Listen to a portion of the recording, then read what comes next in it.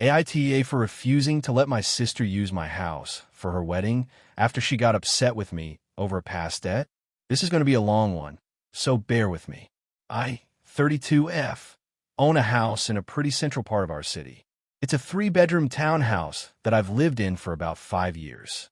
My sister, Laura, 28F, has always been a bit intense when it comes to family expectations. Our parents passed away a few years ago, and while we were both close to them, Laura has a tendency to hold grudges about small things, especially money. She's very meticulous about money and records everything: gifts, loans, favors, you name it. A couple of years ago, she asked me to lend her some money because she was in a tight spot. I had a bit of extra cash saved up, and I gave her $5,000 to help cover some bills. I didn't write anything down because she's my sister and I trusted her. At the time, she said she would pay me back within a year. That year passed, then another, and whenever I mentioned it casually, she would say, "Don't worry about it. I'll get to it eventually."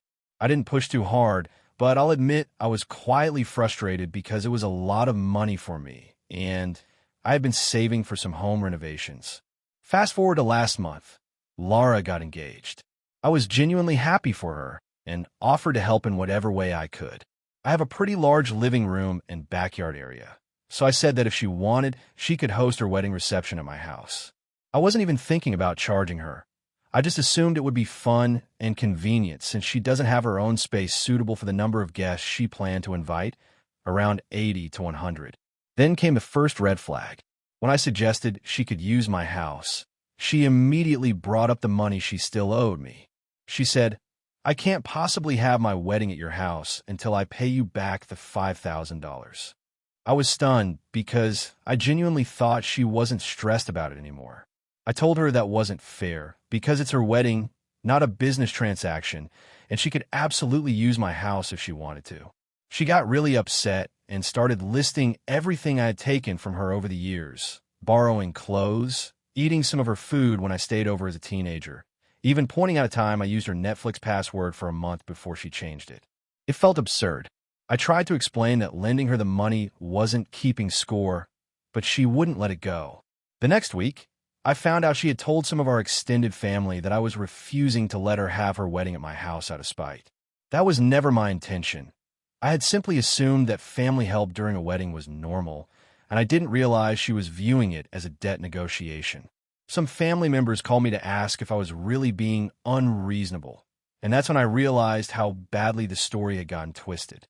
I tried to compromise by offering that she could pay back the $5,000 in installments before the wedding and still use the house. I even suggested that I could help her find some catering or furniture rental options to make it easier. She outright refused. She said, "If I have to do anything under your conditions, I won't have my wedding at all." That's when I decided to say no, and I told her she would have to find another venue. Things escalated quickly. She posted on her social media about how I refused to help my own sister on her big day, and a lot of our family friends started messaging me asking why I was being selfish. I didn't respond to most of them because I didn't want to get dragged into a public argument. A few days later, she blocked me and told me not to contact her anymore until I settled our financial dispute. Since then, family gatherings have been tense. Some relatives have taken her side, saying I should forgive and forget and let her use my house, while others agree that she's being unreasonable. I have been feeling guilty despite knowing I offered help multiple times and even tried to compromise. I've been keeping my distance, but it's hard when I still want to have a relationship with her. I also have some friends telling me I should have never offered my house in the first place because it seems to have triggered her sense of debt and obligation. But from my perspective, I genuinely wanted to help her celebrate her wedding without thinking about money. So, Reddit, AITA for refusing to let my sister use my house for her wedding because she's insisting she needs to pay me back first? Or should I just swallow my pride and let her have the wedding at my place to keep the peace? I feel like I'm stuck between being taken advantage of and maintaining family harmony, and I honestly don't know which side is right.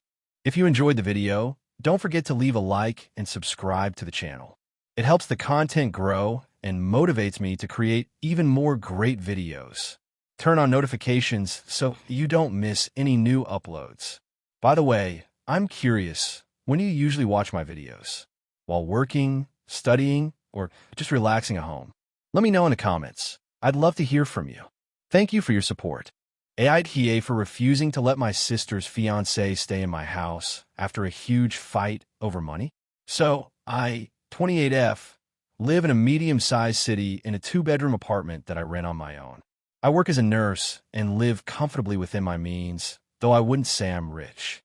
My sister, Lisa, 30F, has been dating her fiancé, Mark, 32M, for about 3 years. Mark comes from a wealthy family, whereas Lisa has always struggled financially.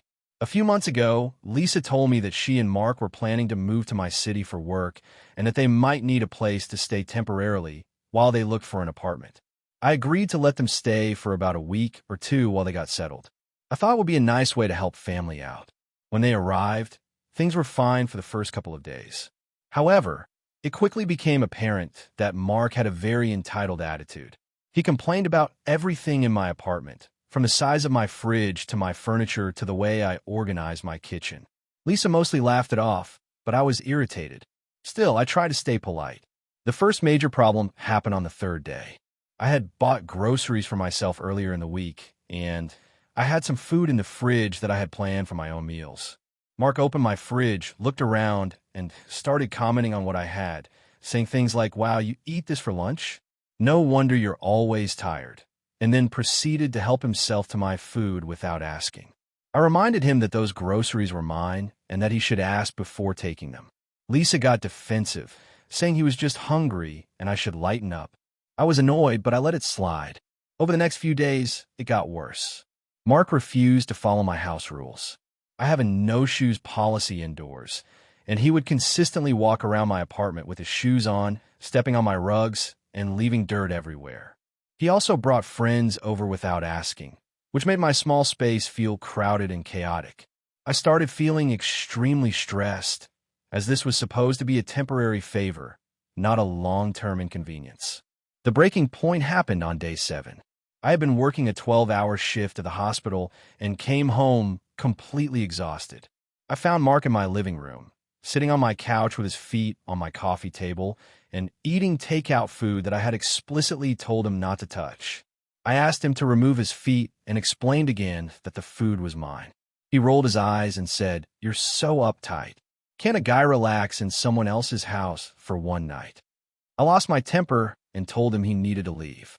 Lisa jumped in, yelling at me for being unreasonable and claiming that I was making them homeless.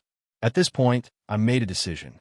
I told them both that they could either respect my space and my rules, or they could find another place to stay.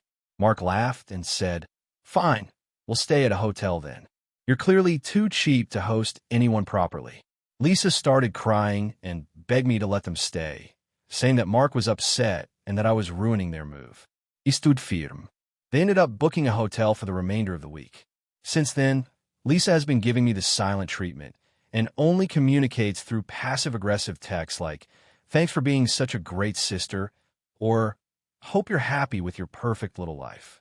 Our parents are on my side, saying that I was right to set boundaries, but Lisa keeps insisting that I overreacted and that I should have been more accommodating, especially because this was supposed to be a family favor.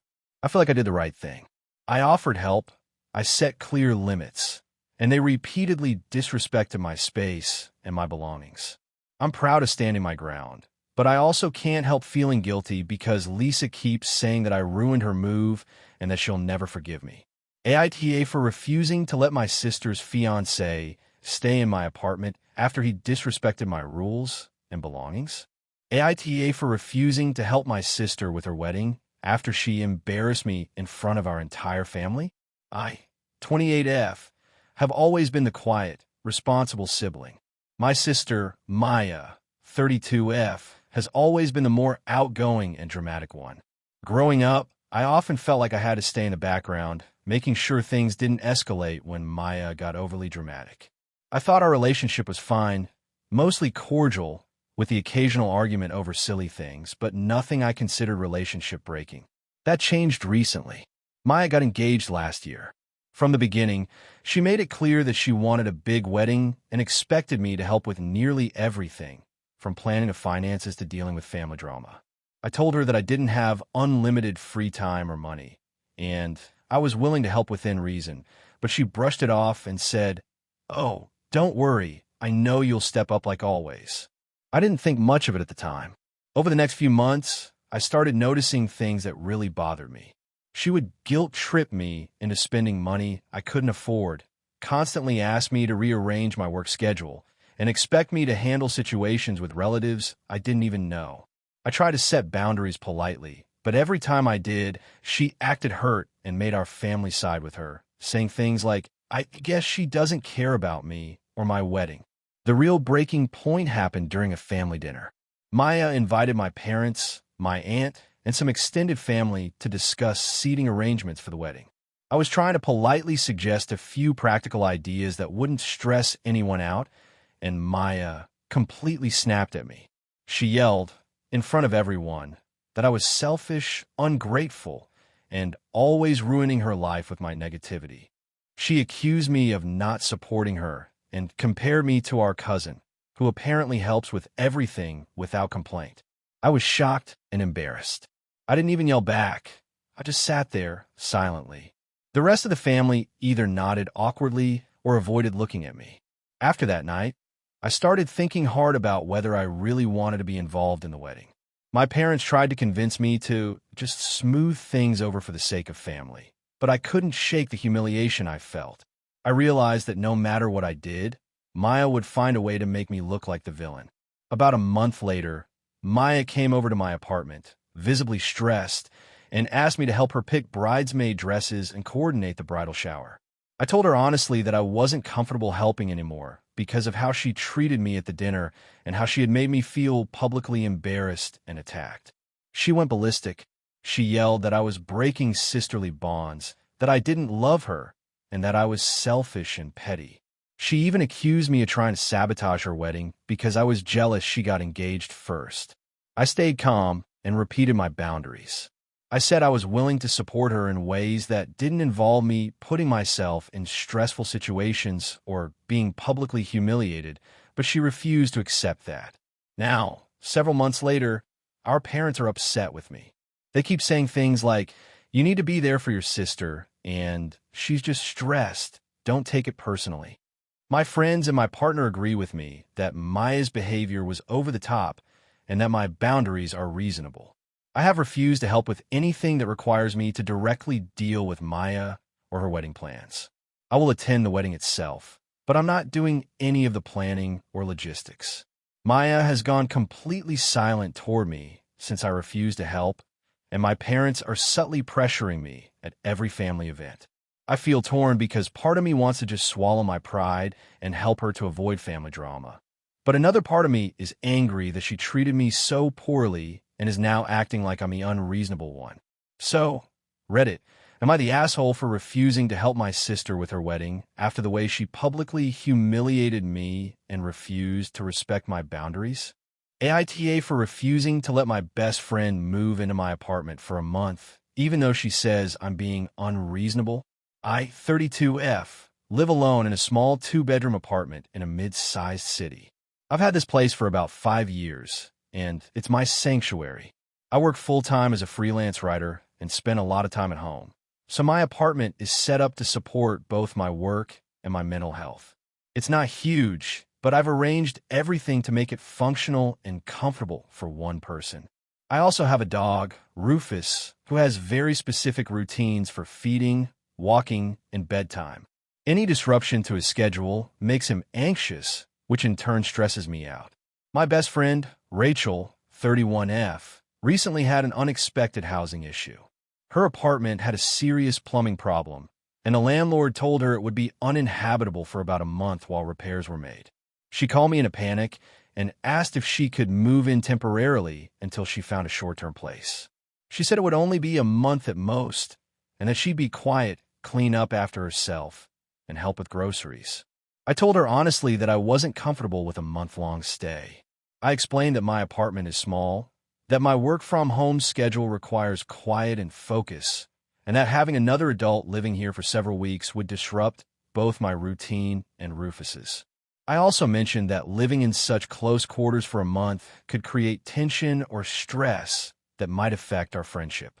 I offered alternatives. I could help her find a short-term rental or Airbnb, contribute financially to temporary housing, or let her store some of her belongings here while she arranges a proper place to stay. Rachel didn't take this well. She said I was being selfish and cold, and that friends should help each other in times of need. She argued that a month isn't that long, and that it wouldn't really disrupt my life.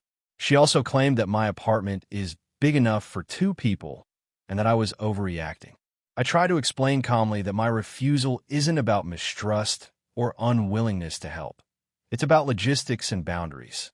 I reminded her that Rufus's schedule is important for his health, and that my work depends on a quiet environment.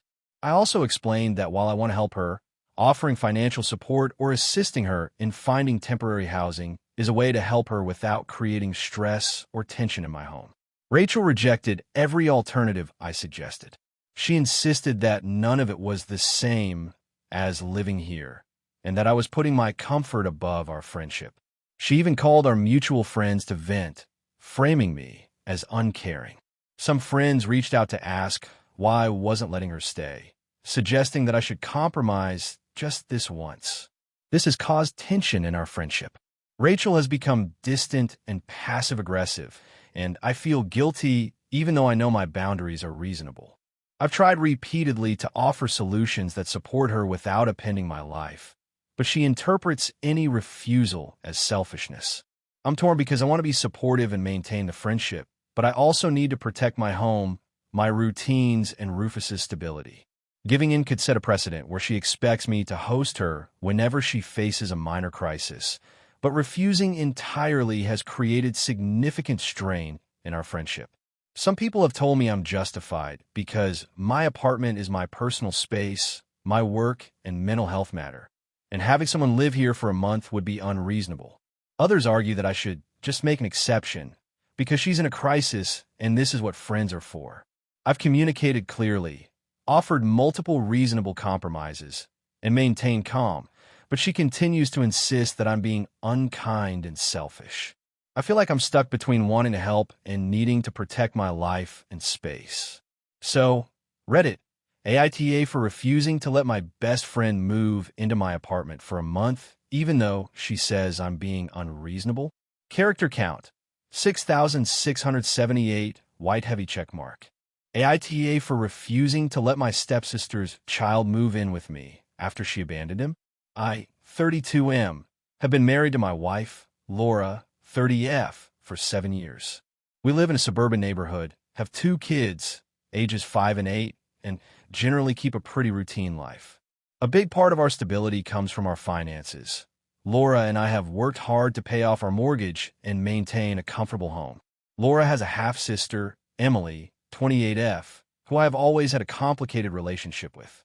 When Laura and I first met, Emily was living with our parents, unemployed, and constantly moving from one couch to another. She has always struggled with responsibility, which has caused tension in our family. I have tried to stay neutral and polite with her over the years, but honestly, I have never fully trusted her judgment.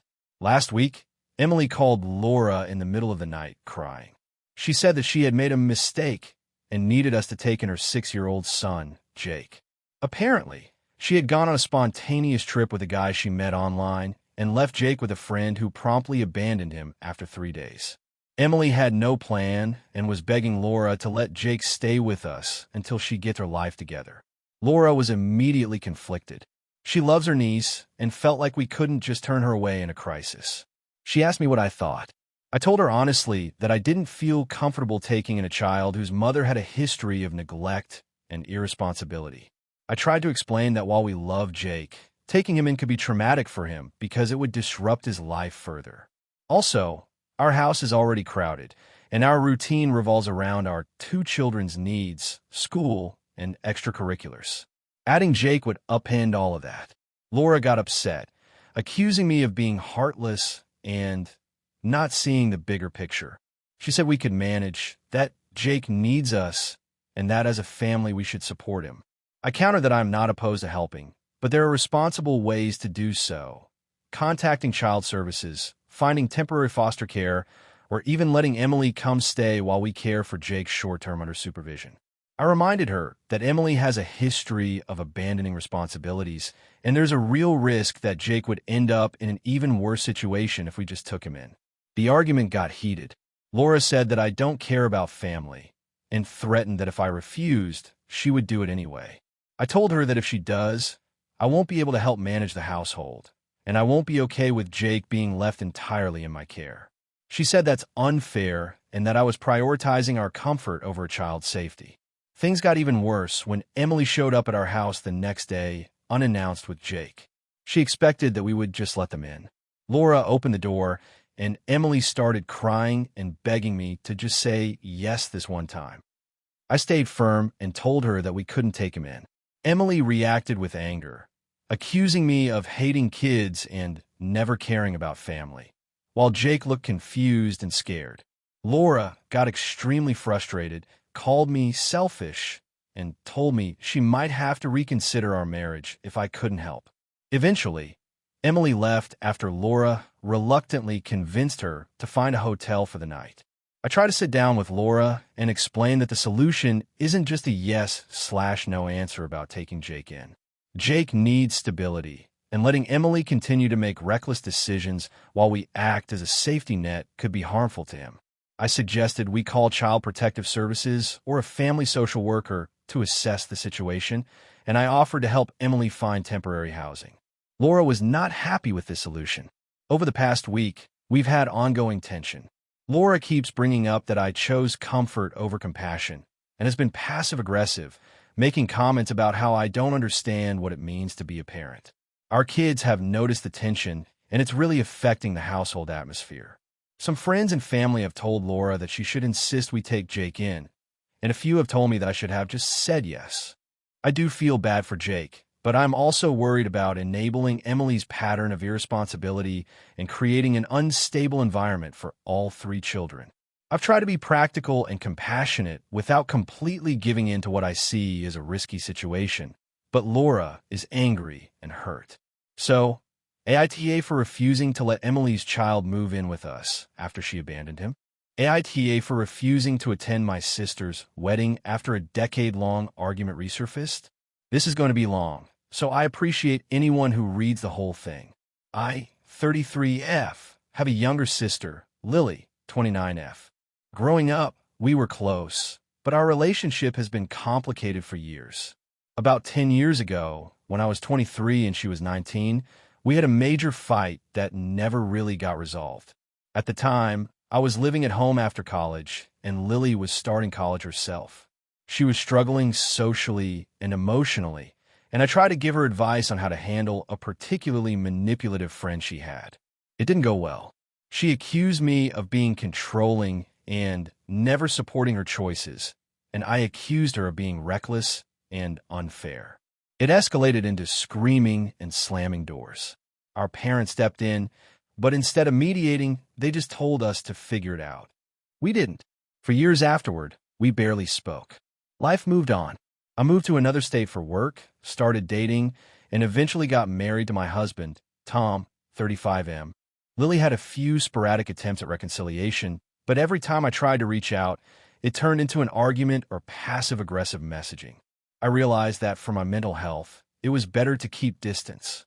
About 3 years ago, our parents passed away unexpectedly, which forced some family interactions. I tried to mend fences at the funeral and afterward, but Lily immediately brought up the past argument, framing me as the villain for never being there for her when she was struggling in college.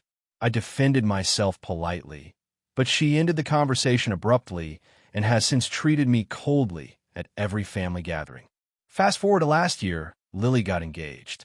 She called me personally, saying she wanted me there for the big day and that it wouldn't be the same without me. I was hesitant, but tried to keep an open mind. We spoke a few times over the phone, and each time, she either criticized my career choices, my lifestyle, or subtly hinted that I had always favored my own happiness over supporting her. I tried to steer conversations toward positive wedding planning topics, but it never worked.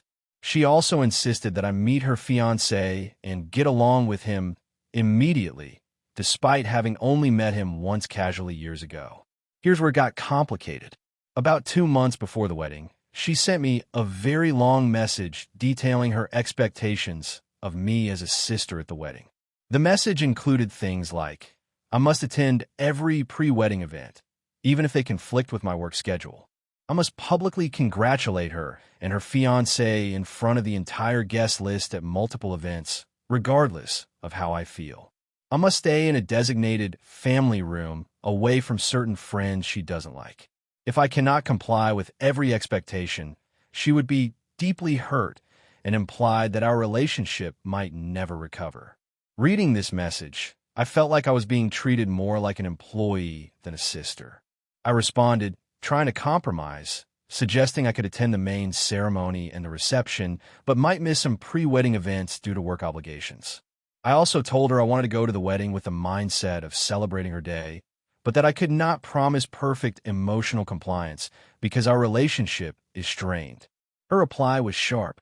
She accused me of holding grudges and actively sabotaging her happiness and said that if I didn't attend every event, I should just stay home and stop pretending to care about family. At this point, I felt trapped.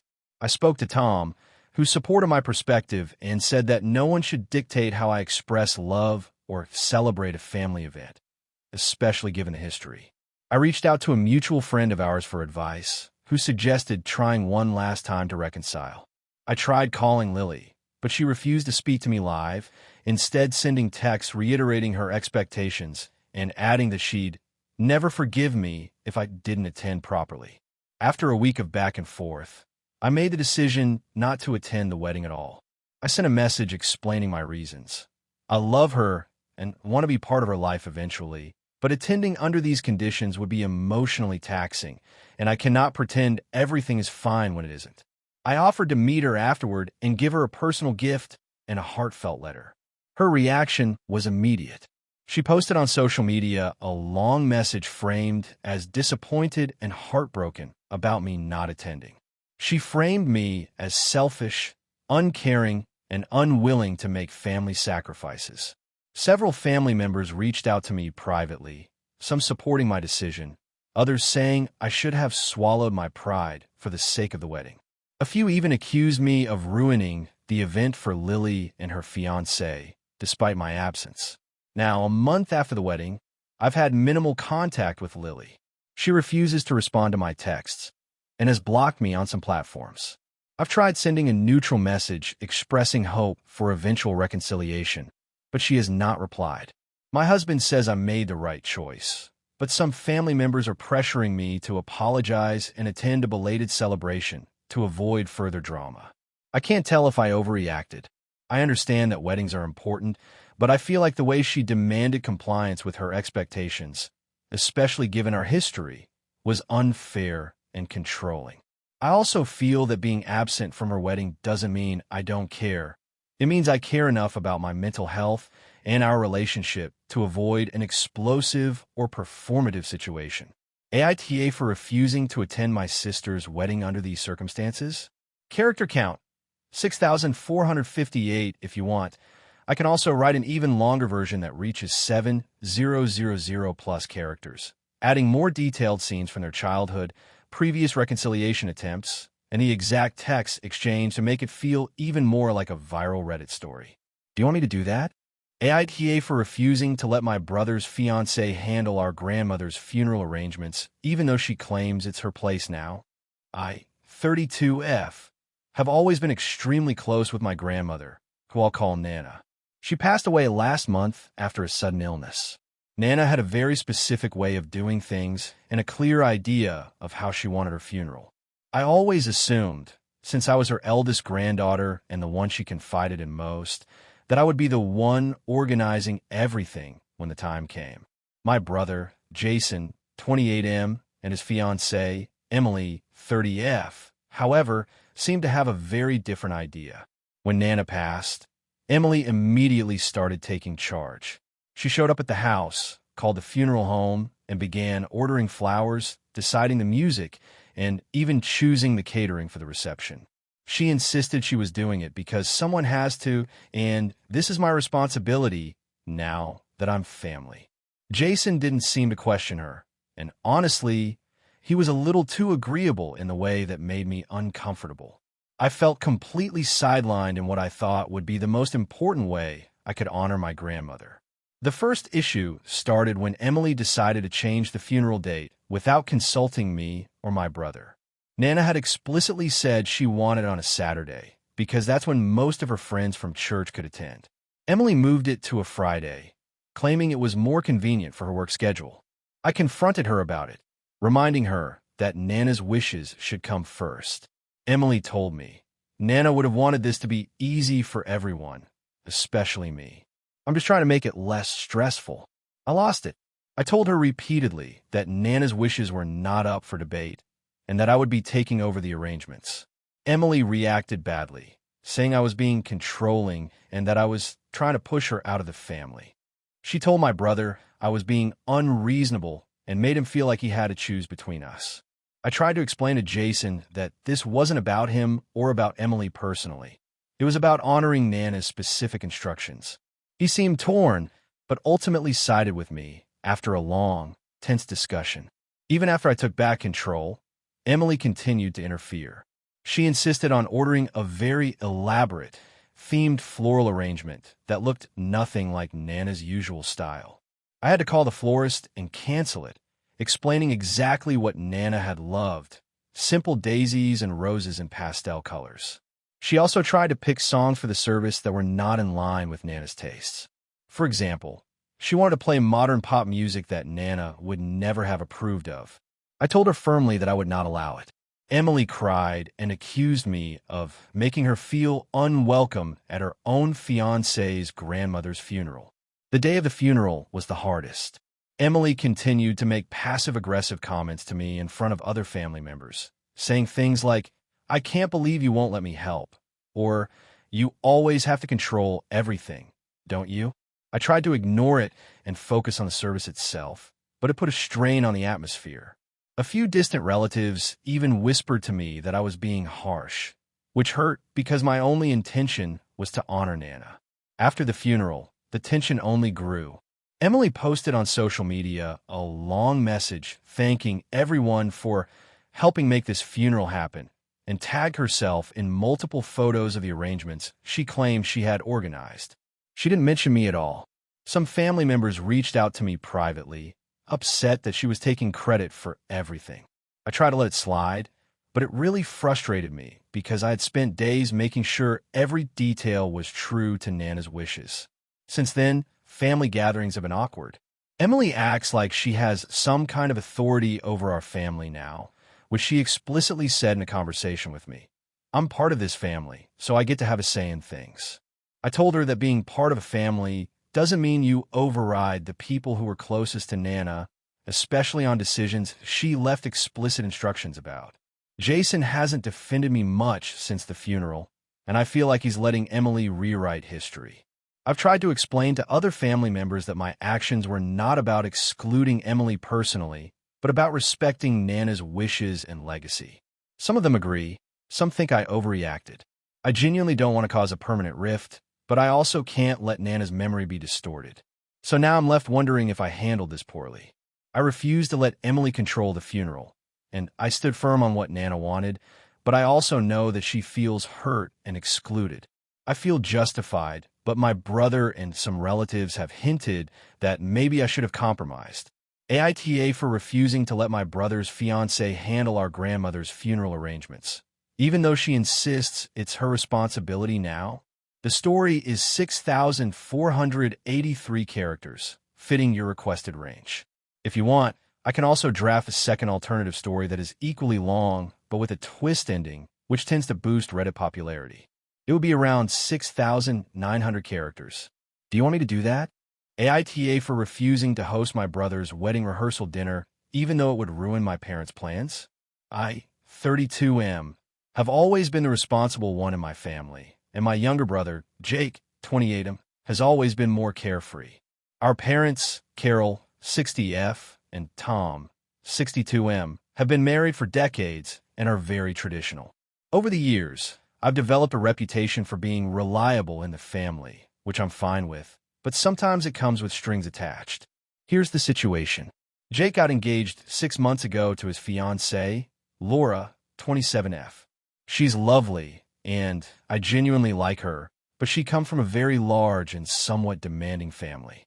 Early on, it was made clear that her parents wanted to be heavily involved in the wedding planning.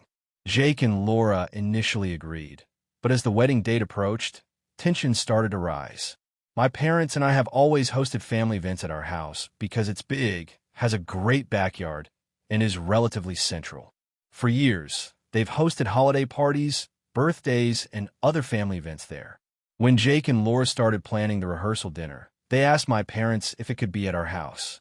My parents were hesitant because they had already committed to hosting a small anniversary celebration for themselves the week before the wedding. It's a tradition they've kept for decades, and all their friends and extended family were invited. My parents explained this to Jake and Laura, but apparently Laura's family didn't like the idea of having the rehearsal dinner anywhere else. They insisted it be at our house and framed it as family tradition, even though it's never been a tradition for our family to host someone else's rehearsal dinner. After some back and forth, Jake called me and basically begged me to host the dinner.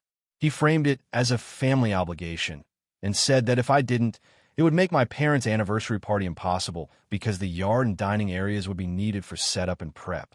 At first, I thought maybe there was a compromise we could reach, like doing the rehearsal dinner at a venue nearby or at Jake's in-laws' place. But Laura's parents were very insistent, saying things like, it wouldn't feel right anywhere else, and Jake seemed too caught up in wanting everyone to be happy to push back. I told Jake I couldn't host the rehearsal dinner. I explained that my parents' anniversary celebration had been planned for months, that their friends had already RSVP'd, and that it would be unfair to displace them. I also mentioned that our house isn't a commercial venue, and hosting a large event for 50 to 60 people on top of a private family event would be chaotic and disrespectful. Jake got upset and said I was being unreasonable and choosing sides. He even said that Laura's family might think I'm sabotaging the wedding, which I found ridiculous because they barely know me. The situation escalated when my parents intervened. They were furious that Jake would even suggest hosting the dinner at our house during their anniversary week. They agreed with me completely, saying that no one would have asked them to do this in the past, and they didn't appreciate being put in a position where they had to cancel a long-standing tradition. However, they also seemed anxious about how this would affect the relationship between Jake, Laura, and the extended families. Jake and Laura then started spreading the narrative that I was being selfish and dramatic for not accommodating them. A mutual cousin, who's very active in the family group chat, began messaging me asking why I couldn't be flexible, suggesting I was causing unnecessary family drama. Other relatives chimed in, mostly trying to mediate, but some subtly sided with Jake and Laura. Things got worse when Jake implied that if I refused, they might host the rehearsal dinner at a restaurant instead, but only invite Laura's side of the family, which would make me and my parents feel excluded. I found this incredibly manipulative. My parents' anniversary party has been a cornerstone of our family, and suddenly our celebration was being threatened because someone else wanted a bigger party at our house. I tried to suggest alternative solutions multiple times. I offered to help organize a nice rehearsal dinner at a nearby hall, or even a hotel event space, and I volunteered to help with setup, decorations, and coordination. I even offered to drive family members to the venue and help with logistics. But Laura insisted that it just wouldn't feel the same, and Jake said that Mom and Dad would understand if I explained it to them, implying that I should just give in. After refusing, Jake and Laura had a minor meltdown and refused to talk to me for a week. During that time, I heard through other relatives that they were telling people I was controlling and didn't care about family, which is the last thing I want to be seen as. My parents backed me up privately, but I could tell they were stressed about the tension this created so close to the wedding. The situation is still ongoing. Jake has since agreed to move the rehearsal dinner to a restaurant, but there's now a lingering resentment. Laura's family has been passive-aggressive, making comments about how nice our house would have been and how disappointing it is we can't all be together in the same space. Jake apologizes sometimes, but the tension is obvious, and I feel like I'm the villain in my family story for refusing to disrupt my parents' long-standing celebration. I genuinely feel like I'm not in the wrong. I tried to compromise, I offered alternatives, and I made sure no one was left out. But the way Jake and Laura framed it and the way other relatives reacted makes me wonder if I overstepped by standing my ground. AITA for refusing to host my brother's rehearsal dinner when it conflicted with my parents' anniversary party. Character count, 6,427. Hey friends, if you enjoy this content, don't forget to like the video and share your thoughts in the comments. We really want to know what you like and what can be improved. What do you think of the video? Are there any topics you'd like to see in future videos? Your feedback really helps us get better. Thanks for being with us. AITA for refusing to lie for my sister and now being cut off by my family. So this is going to be a long one because there's a lot of context. I, 29F, have a younger sister, Maya, 26F, and we've always had a somewhat complicated relationship. Growing up, she was the golden child, top grades, top sports, always charming, while I was quieter and more introverted. Our parents often compared us, sometimes directly, sometimes indirectly, which I think shaped a lot of how we interact now. A few years ago, Maya moved to a different state for work. We kept in touch, but I wouldn't say we were super close. Fast forward to last month. I got a call from my mom saying that Maya was in some trouble and needed help. Apparently, Maya had gotten into a minor car accident. No injuries, but the other car was damaged, and she wanted to report it as a hit and run. She asked my mom to help, but my mom immediately said no. Then, she asked me to cover for her. I want to be very clear here. She wasn't just asking for a little white lie. She wanted me to claim I had been driving her car at the time of the accident. Essentially, she was asking me to commit insurance fraud and lie to the authorities. I told her no. I said, calmly but firmly, that I couldn't do that, and that it was illegal and could ruin both our lives if we got caught. She got upset and started pleading, saying that she could lose her job if this went on her record, and, "You're my sister. You should help me." He stayed firm. I offered to help her figure out a legal way to deal with the situation, contacting insurance, talking to the other driver, but I absolutely refused to lie or take the blame. Here's where it spiraled. Maya called my mom crying and saying I had abandoned her and didn't care about family. My mom called me later, furious, saying that I should have helped family no matter what, and that we always stick together. I tried explaining again that what she asked me to do was illegal and could get both of us in serious trouble, but she wasn't having it. Then my dad got involved. He gave me the classic guilt speech about loyalty, how families protect each other, and so on. He even said, "If you really loved your sister, you'd help her out just this once." I reminded him that love isn't lying to the police or committing fraud. That only made things worse. After that, I didn't hear from my sister directly, but apparently she has been telling family and mutual friends that I betrayed her in her time of need and that I can't be trusted. My parents have now cut off most contact with me for the past 2 weeks. They've been posting passive-aggressive stuff on social media about family first, and some people only care about rules, not loved ones. Meanwhile, Maya got someone else to lie for her, her co-worker, who I guess was willing to take the blame. She avoided serious consequences, as far as I know. But the way my family has turned on me has been rough. I've gotten texts from cousins, aunts, and uncles asking why I wouldn't help my sister in a crisis and saying I've broken the family. I feel like I did the right thing. I didn't put myself or anyone else at risk by lying or committing fraud. I tried to support her in ways that were safe and legal. I feel like my family is prioritizing appearances and loyalty over ethics, and it's incredibly frustrating. The thing that confuses me is that when other relatives have made mistakes or gotten in trouble, my family has never expected anyone to lie for them. They've always said, "You have to face the consequences of your actions." This time, apparently, that rule doesn't apply to Maya because she's the golden child. I've been trying to reach out to my sister, but she won't talk to me. I sent a message saying I hope she's okay and that I'm here if she wants legal support or advice, but she hasn't responded. My parents and extended family have basically blocked me on group chats and social media, so I feel completely isolated. I don't even know what I'm supposed to do at this point. I feel guilty because my family is mad at me, but at the same time, I cannot justify lying to protect her. I also can't believe how fast everyone turned on me when I tried to do the right thing. I'm starting to wonder if I'm really the asshole here. I know families are complicated and loyalty is important, but lying to cover up a crime seems like a line I shouldn't cross.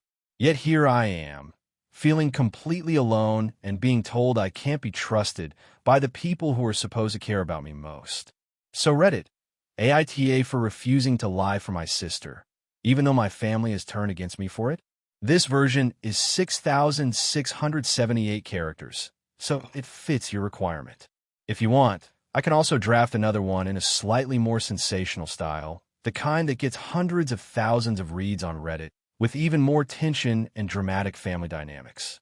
That one could push closer to 7,000 characters. Do you want me to do that? AITA for refusing to let my brother stay in my apartment for a month, even though he says I'm being unreasonable? I, 33F, live alone in a small 2-bedroom apartment in the city. I've had this place for about 6 years, and it's really important to me because it's my personal space and my work-from-home setup. I work as a software developer, so I spend most of my time at home and need quiet, structured routines to focus. My apartment is cozy but well-organized, and I've built it to accommodate my lifestyle.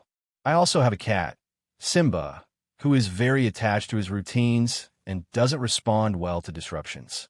My younger brother, Ben, 29M, recently had an unexpected housing crisis.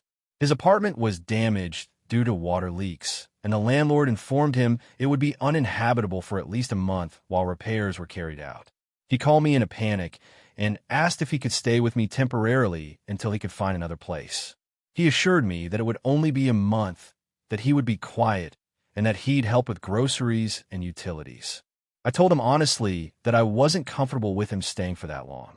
I explained that my apartment is small, that my work requires a quiet environment, and that having another adult living here full-time for weeks would disrupt both my routine and Simba's. I also explained that living together in such close quarters for an extended period could put a strain on our relationship. I offered alternatives. I could help him find a short-term rental, contribute to an Airbnb, help with deposits or rent, or allow him to store some of his belongings here while he arranged more permanent housing. Ben didn't take this well. He said I was being selfish, uncaring, and overly rigid. He argued that a month isn't that long and that families should support each other in times of need. He also claimed that my apartment is big enough for 2 people and that I was overreacting. I tried to explain that my refusal isn't personal. It's about logistics, boundaries, and practicality. I reminded him that Simba's routines are important, that my work requires focus, and that having him here full-time could create stress for all of us. I also emphasized that I'm willing to help in ways that don't disrupt my home, such as financially contributing to temporary housing or helping him search for a short-term place. Ben rejected every alternative I offered. He insisted that nothing else would work for him, and that staying with me was the only reasonable solution. He also called our parents, framing me as uncaring and rigid, and they called me as well, suggesting that I should compromise just this once for family. I explained again why having him live here for a month would be impractical, but they still seemed disappointed in me. The tension has caused significant strain. Ben is upset and distant. Our parents are subtly critical, and I feel guilty even though I know my boundaries are reasonable. I've tried repeatedly to communicate calmly, offering multiple solutions that support him without disrupting my life, but he continues to interpret any refusal as selfishness. I'm torn because I want to help my brother and maintain family harmony, but I also need to protect my home, my work, and Simba's stability. Giving in could set a precedent where he expects me to host him whenever he faces a problem, but refusing entirely has created ongoing tension. Some friends say I'm justified because my apartment, routines, and mental health are important, and a 1-bedroom apartment with a cat is not suitable for another adult for weeks. Others say I should compromise because he's in a crisis and family comes first. I feel like I'm doing my best to offer reasonable alternatives, but he frames it as selfishness and a lack of compassion. So, Reddit, AITA for refusing to let my brother stay in my apartment for a month, even though he says I'm being unreasonable. Character count, 6,651, white heavy checkmark. AITA for refusing to lend my sister my house for her wedding after she asked under circumstances I found unreasonable. So I, 33M, have lived a pretty independent life. I bought my own house about 3 years ago after years of renting and saving up. It's a small 2-bedroom home in a decent neighborhood. Nothing fancy but comfortable, and it's my sanctuary. I love it and have invested a lot in making it feel like mine. I also value my privacy and don't host events unless they are small gatherings with close friends. My sister, Laura, 28F, has always been a little more dramatic and impulsive. She's been dating her fiancé, Mark, for about 5 years, and they've been planning a wedding for the past 2. I've tried to be supportive, but honestly, their planning has always stressed me out. They change their minds constantly about the venue, guest list, and dates, and Laura tends to assume that I will help financially or in terms of logistics no matter what. A couple of months ago, she called me and said that their wedding venue fell through. Apparently, the place they booked had some structural issues and was completely unavailable. She said she and Mark were panicking and asked if they could use my house for the wedding. I was shocked because, as I said, it's a small house. Even if we cleared it out, it wouldn't fit more than 30 people comfortably, and their guest list is around 120. I explained this to her. I told her my house couldn't physically accommodate that many people, and even if we tried to rent tents and seating in the yard, my neighbors would hate it. She immediately got upset and started guilt-tripping me, saying things like, "But it's your house. You can make it work, and I thought you'd support me no matter what." I tried to stay calm and suggested alternatives, like helping them find another venue or even lending them some money for a deposit, but she wasn't happy with that. Then it got worse. Laura said, "If you really cared about me, you'd let us have it here. Everyone will know you're being selfish if you don't." I was stunned. I explained again that it wasn't about being selfish. It was literally impossible to host a wedding of that size in my small house, and I didn't want to risk damaging my property or upsetting my neighbors. She then started bringing up the idea of just using my backyard and renting a tent. I told her my backyard isn't large enough, and the ground isn't stable enough for a tent of that size, plus there's no way to park everyone. She said I was overthinking and that I was being ridiculous, which honestly hurt because I felt like she wasn't even listening. I also brought up the fact that the house is my safe space. I work from home, I have a dog that gets stressed around crowds, and my house is set up in a way that's really personal to me. I even suggested smaller solutions, like doing a micro-wedding at my house with just immediate family or hosting the rehearsal dinner here instead. That was my compromise. She refused both ideas and started crying, saying I never cared about her happiness and that I always put my own comfort first. After several back and forths, I finally told her I just couldn't do it. I offered to help in other ways, financially helping her find vendors or even hosting a small pre-wedding event, but I drew a firm line. She hung up on me and hasn't spoken to me properly since. Our parents have since weighed in. They understand my reasoning, but also think I could have been more flexible. My mom says I'm technically right, but that I should consider how important the day is to my sister. My dad just sighed and said, "Sometimes family comes first," which annoyed me because I feel like I'm putting family first by helping in other ways. The rest of the family has started taking sides, with some calling me rigid and unsympathetic, and others agreeing that it's unreasonable to expect a wedding for over 100 people in a tiny house. I'm starting to feel like maybe I overreacted or could have compromised more, but at the same time, I feel completely justified in saying no. So Reddit, AITA for refusing to lend my house for my sister's wedding under these circumstances? Additional info. I did offer to help financially and with vendor searches. My house really can't handle more than 30 people comfortably. I suggested compromises like hosting a small family-only event. Laura has a history of expecting me to bend over backwards for her events. I do care about her and her wedding. I just can't risk my house or sanity for a full-blown wedding. I have been clear and calm in my explanations, but she's not listening. The wedding is still about 3 months away. I just want to make sure I'm not the bad guy here. Character count, 6,431. AITA for refusing to let my friend move into my apartment for a month, even though she says I'm being selfish. I, 31F, live alone in a small 2-bedroom apartment in a city. I've been here for about 5 years, and I work from home as a software developer. My apartment is my sanctuary, set up carefully to accommodate my work schedule, personal routines, and mental health. It's not huge, but it's perfect for me. I also have a cat, Milo, who is very sensitive to changes in his environment. My best friend, Claire, 30F, recently had a sudden housing crisis. Her apartment flooded due to a pipe burst, and her landlord told her it would be uninhabitable for at least a month while repairs were completed. She called me in a panic and asked if she could move in temporarily. She said it would only be a month, that she would be quiet and clean, and that she could contribute to groceries and utilities. I told her honestly that I wasn't comfortable with her staying for that long. I explained that my apartment is small, my work requires focus and quiet, and having another adult live here full-time for weeks would disrupt my routines and Milo's stability. I also mentioned that living together for a month could create tension between us. I offered alternatives. I could help her find a short-term rental or Airbnb, assist with the cost of temporary housing, or let her store some belongings in my apartment while she arranged more permanent accommodations. Claire did not take this well. She said I was being selfish and unsupportive, and that friends should help each other in times of crisis. She argued that a month isn't a long time, and that my apartment is big enough for 2 people. She also accused me of prioritizing my comfort over our friendship. I tried to calmly explain that my refusal is not about a lack of care. I reminded her that Milo's routines are important for his health, and my work requires a quiet environment.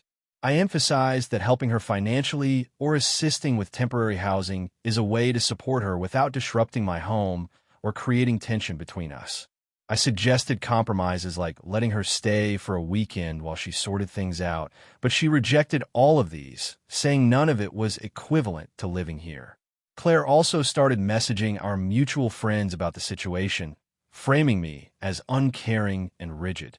Some friends reached out to suggest I just make an exception for a friend in need. Others sided with me, saying that my apartment is my personal space and having another adult live here for a month is a big ask. This has caused tension in our friendship. Claire is distant and passive-aggressive, and I feel guilty even though I know my boundaries are reasonable. I've tried repeatedly to communicate, offer compromises, and maintain calm, but she interprets any refusal as selfishness.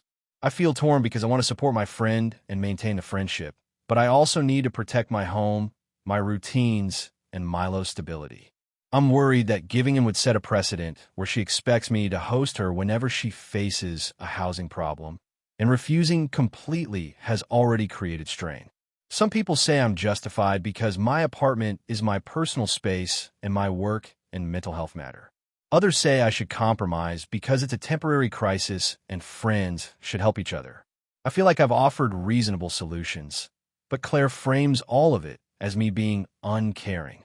So, Reddit, AITA for refusing to let my friend move into my apartment for a month, even though she says I'm being selfish. Character count, 6,623, white heavy checkmark. AITA for telling my sister-in-law she couldn't bring her kids to my wedding even though it made her angry. I, 32F, have been with my fiancé, Jason, 34M, for 7 years, and we finally decided to get married last fall. Our wedding planning has been stressful, to put it lightly. Both of us come from large families, and we quickly realized that having a traditional wedding with everyone invited, including every cousin, aunt, and niece/nephew, would push our budget through the roof. We also wanted our wedding to feel somewhat intimate, like the people there actually knew and cared about us. So early on, we made a difficult decision. It was going to be an adults-only wedding. I know adults-only weddings are controversial, but we try to be as thoughtful as possible. We explained this to everyone in advance when we sent out the save the dates. We didn't want to surprise anyone or make them scramble for babysitters at the last minute. Most people understood, but my sister-in-law, Miranda, 30F, did not. She has 3 kids, ages 2, 5, and 7, and she immediately started hinting that the kids were part of the family and that it wouldn't be right to leave them out. She didn't argue directly at first, just kept making comments to Jason about how our wedding wouldn't be fun without kids there. A few weeks ago, we finalized the guest list. My sister-in-law sent Jason a text asking again if the kids could be included.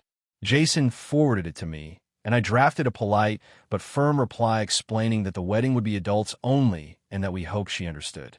I also offered to give her a nice gift or pay for a sitter for a day so she could go out and enjoy herself. I tried to make it as kind as possible, but she responded with a long, furious message saying I was selfish and breaking the family apart over a wedding. She said that, "How can you call this a wedding if the children of your family can't attend? And this is why Jason's family hates you." Jason tried to calm her down, saying that it was just our wedding and that we couldn't invite every child in the extended family. He reminded her that we had already explained the policy to everyone and that it was final. Miranda then began sending passive-aggressive messages about how everyone will be talking about this, and that she couldn't believe I would deny her kids such an important event in our family. At this point, I felt like I had to draw a hard line. I told her that my decision was final, the kids were not invited, and that if she wanted to attend, it would have to be adults only. She said she wouldn't come, and she stopped replying for a while. This is where it got more complicated. After a week of silence, my father-in-law called me. He said he understood why we didn't want kids at the wedding, but that I should try harder to accommodate Miranda. According to him, this was just a wedding, and kids being there wouldn't hurt anyone. I told him that I appreciated his perspective, but we had made our decision and we weren't changing it. I tried to stay calm, but he ended the call saying, "You're going to ruin family relationships over something that lasts a few hours." Jason's family has since started dropping subtle hints at family gatherings. Mile has said things like, "It's too bad the kids can't come. You'd be surprised how well-behaved they are." And one of Jason's cousins directly told him, "Your wedding's going to be awkward because of this whole kids thing." It feels like everyone is siding with Miranda, and it's stressing me out. Jason has been supportive of my decision, but even he admits he feels bad because he doesn't want to deal with the drama. I've started second-guessing myself. On one hand, this is our wedding, and we have every right to decide who attends. On the other hand, I'm already being painted as the villain by an entire branch of his family. I don't want to cause lasting damage, but I also don't want to change my plans because of someone else's anger. I keep thinking about what the wedding is supposed to be, a celebration of our marriage. I also worry that if we make an exception now, we'll have to make other exceptions later, and then it turns into a kids everywhere party, which we explicitly didn't want. I guess my main question is, am I really in the wrong here? I feel like we're being reasonable, but now I'm wondering if I'm being unfair to Miranda and AITA for refusing to give my brother a key to my new apartment, even though he says he needs access for emergencies. I, 29F, recently moved into my first apartment alone. It's in a city about an hour from where my family lives, and I've been really excited about having my own space. I've always been close to my brother, 32M, but he could be a little overbearing and tends to assume that because we're family, he's automatically entitled to certain privileges. This move seems to have brought that side of him out in full force. A bit of context, my brother has a history of checking in ways that make me uncomfortable. He once showed up unannounced at my college dorm and waited outside until I answered, which I didn't like, but I brushed it off at the time. He also frequently shares safety tips and insists I let him know every time I'm leaving or arriving somewhere, which feels suffocating to me. I've tried to set boundaries in a gentle way, but he sometimes ignores them or argues that I'm being too strict. Fast forward to last week. I had just finished unpacking the last box in my apartment and was settling in. My brother called, and after the usual greetings, he brought up that I hadn't given him a key. I explained that I hadn't planned to, because I want my space to feel like my own, and I'd prefer he only visit when I invite him. He immediately launched into this long argument about how what if something happens, and what if you lock yourself out. He kept insisting that having a key is normal between siblings, and that I was being unreasonable. I tried to reason with him. I told him I have a lockbox for emergencies. I keep my phone on me at all times, and I have friends nearby who could help if something happened. I also pointed out that giving him a key would mean he could come over whenever he wanted, even when I wasn't home, which I'm not comfortable with. He told me I was overthinking and that my boundaries were ridiculous. Over the next couple of days, he started dropping passive-aggressive comments whenever we texted. Things like, "Hope you don't get locked out all alone, and you're going to regret this someday." My parents also got involved after he complained to them, and now they are subtly pressuring me, saying things like, "It's just a key. Why make it a big deal?" I understand their perspective, but my gut tells me that giving him a key would be a slippery slope. Last night, the situation escalated. I was at home, and he called again, asking if he could come over because he wanted to make sure everything was okay in your new place. I said no. He then accused me of being paranoid and suggested I was pushing people away.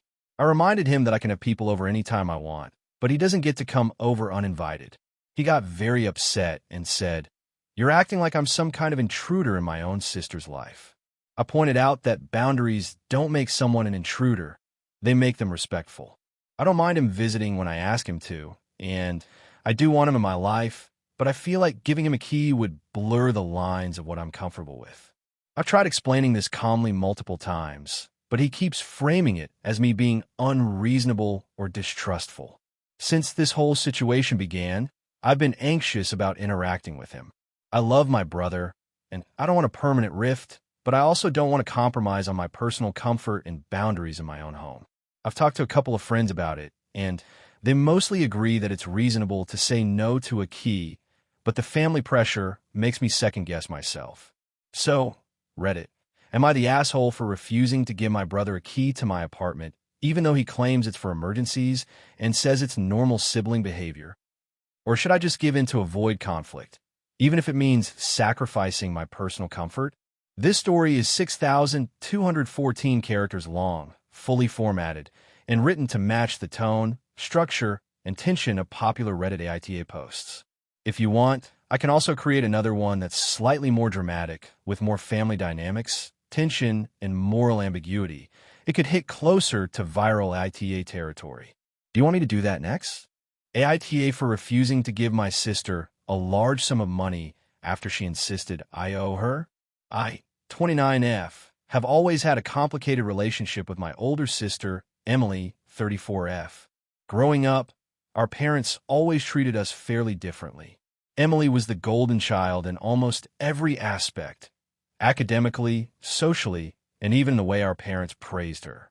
I was the quiet, responsible one, which honestly suited me, but it's caused a lot of tension over the years because Emily often expected me to make sacrifices for her without considering my own boundaries.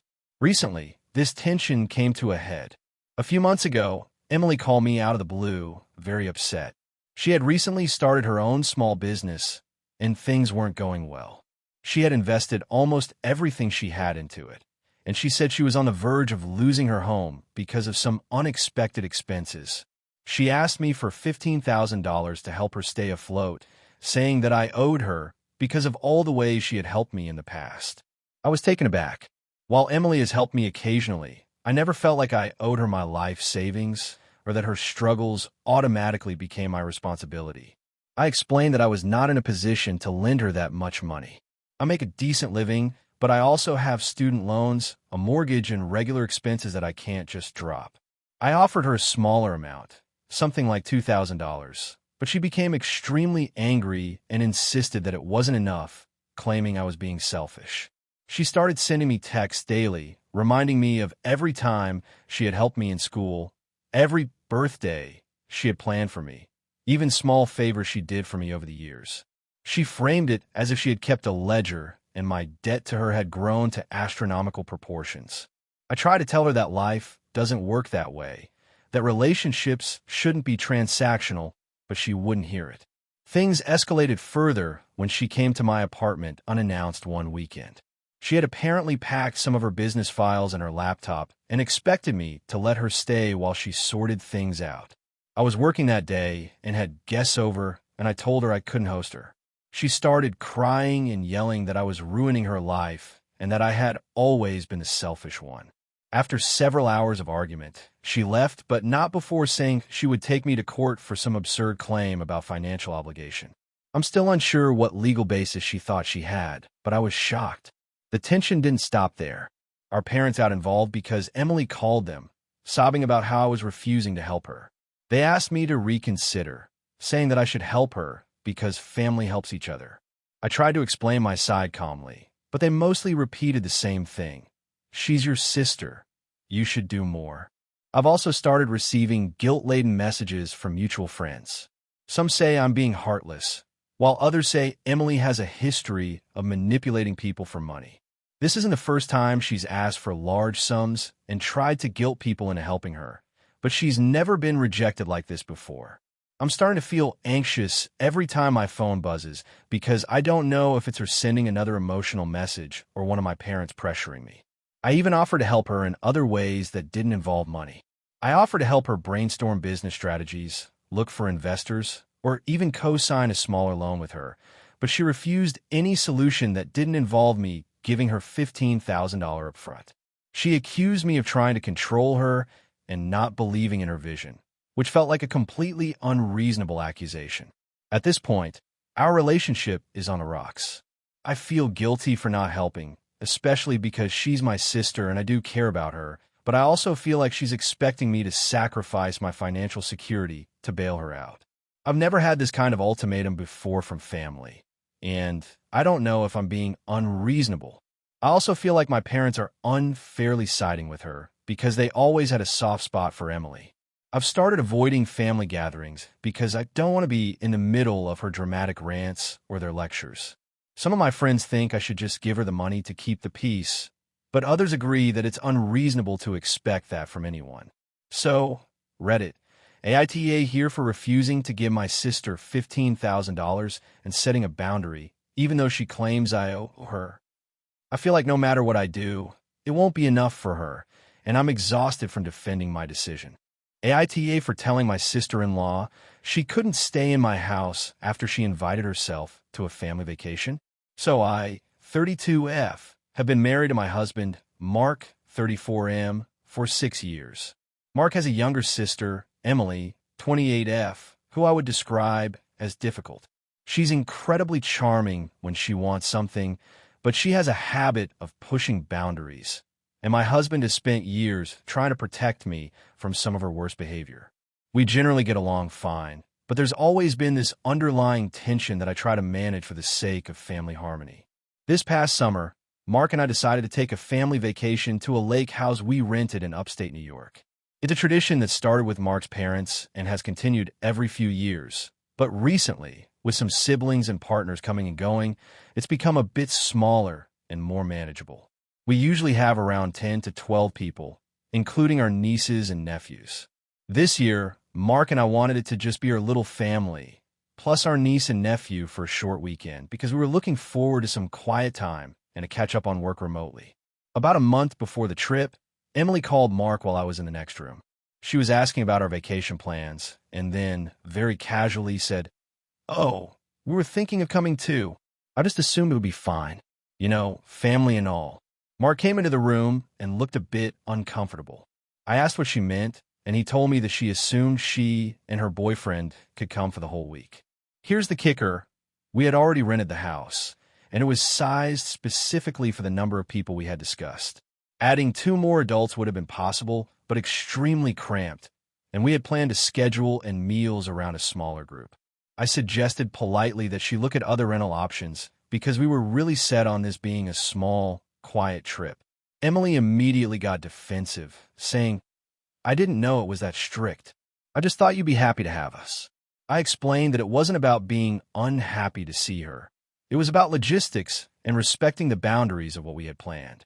She then said something that really rubbed me the wrong way. "Honestly, it feels like you're trying to exclude me. You're treating me like I'm not part of the family." At this point, Mark looked stressed and tried to mediate. He told her that we had the space booked for a specific number of people, and it wasn't personal, but Emily was clearly hurt and kept pushing, saying that she was family, and she'd never be unwelcome in her own family's vacation. I finally snapped. I told her that being family didn't mean she could automatically assume she had the right to stay wherever she wanted, whenever she wanted. I added that if she couldn't respect the plans we made for our own vacation, she would need to find her own accommodation. Emily started yelling, saying I was being selfish and controlling, and that she couldn't believe I was treating her this way. She also implied that Mark should have stood up for her instead of supporting me. The situation escalated further when she threatened not to come to future family events at all and said that she might reconsider her entire relationship with Mark's side of the family. Mark and I tried to calm her down, but she stormed out, leaving us with a giant group text of passive-aggressive messages about how we must really hate her if she's not welcome in her own family's home. The trip itself went fine once Emily wasn't there, but afterward, things got tense in family group chats. Mark's parents and siblings have been split. Some say I was totally justified because we had made plans and the lake house isn't huge, while others say I should have been more accommodating and that I hurt Emily on purpose. Emily hasn't spoken to me directly since, though she continues to send little digs via text. Mark is frustrated because he feels stuck in the middle. I've been replaying the whole situation in my head. On one hand, I feel like Emily overstepped and didn't respect boundaries, and it would have been incredibly stressful for Mark and me to accommodate her and her boyfriend on such short notice. On the other hand, I can see how Emily could feel hurt and unwelcome, which makes me wonder if I could have handled it more gently. I also want to note that this is not the first time Emily has done this. She has a pattern of assuming she can impose herself on plans we make without checking first. But I can't help but wonder if my response was too harsh, or if I could have offered a compromise instead of outright saying she couldn't stay. So, Reddit, AITA for telling my sister-in-law she couldn't stay in my house for the vacation. Thank you for watching until the end. If you enjoyed this video, don't forget to like and subscribe to the channel so you won't miss new videos also. Leave a comment. I'd love to hear your thoughts. Your support and engagement mean a lot to me. See you in the next video.